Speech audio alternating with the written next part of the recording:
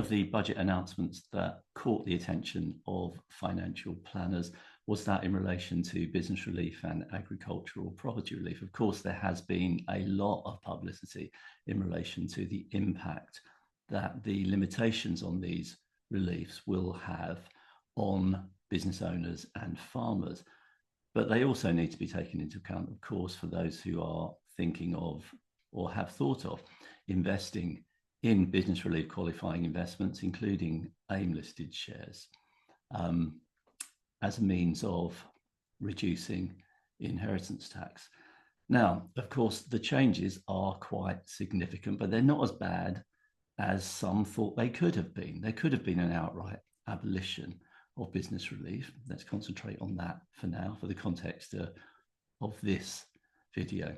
There could have been an abolition, there wasn't. There could have been a lower cap, there wasn't. What we have is a £1 million cap on 100% relief for otherwise qualifying business relief investments, and 50% relief, meaning an effective 20% rate for everything, for all value above that £1 million. And of course, that £1 million applies across agricultural and business relief qualifying assets. It's not £1 million for each.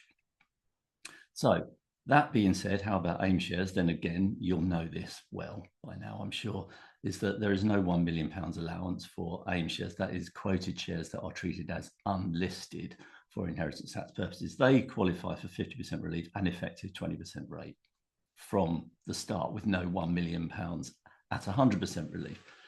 My point in this is quite simple. It's just to remind all of us that let's not get carried away with they're no good anymore for inheritance tax. Clearly they are for inheritance tax, because it's better to pay a 20% rate than a 40% rate. It's that simple. But of course, it will, I think, concentrate the mind more on assessing very carefully, and especially in light of what may have happened to values in relation as a consequence of these changes.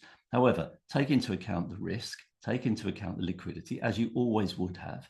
Perhaps consider this as part, as you always should have, of your overall financial plan.